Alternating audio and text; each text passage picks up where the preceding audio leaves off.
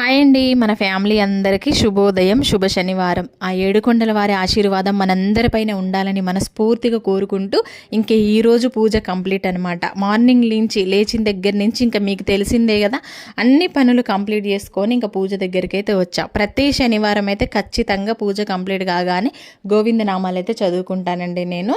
ఇంక ఇక్కడ పూజ కంప్లీట్ అయిపోయింది. ఇంకా నా పెద్ద కొడుకు వచ్చిండు, ఇంకా వాడు గేమ్స్కి వెళ్ళి స్నానం చేసి వచ్చిండు. వాడికి ఎప్పుడైనా సరే బొట్టు పెట్టుకోడు.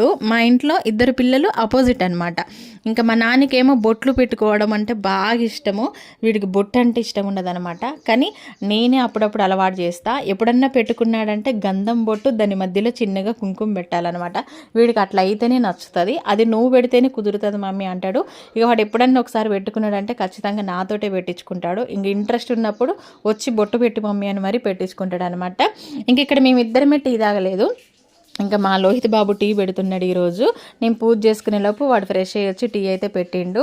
ఇంకా వాడు టీ పెడతాడు కానీ కొంచెము షుగర్ ఎక్కువ వేస్తాడనమాట. వాడికి అలవాటు అయిపోయింది. మా అమ్మ వాళ్ళ దగ్గర టీ తాగి తాగి వాడికి షుగర్ ఎక్కువ వేసుకుని తాగడం అలవాటైంది. అమ్మ వాళ్ళు స్వీట్స్ అనేవి ఏమీ తినరు, ఓన్లీ టీ మాత్రమే తాగుతారు వాళ్ళు. ఇంకా టీలోనే కొంచెం చక్కెర ఎక్కువ వేసుకొని తాగడం వాళ్ళకి అలవాటు అనమాట.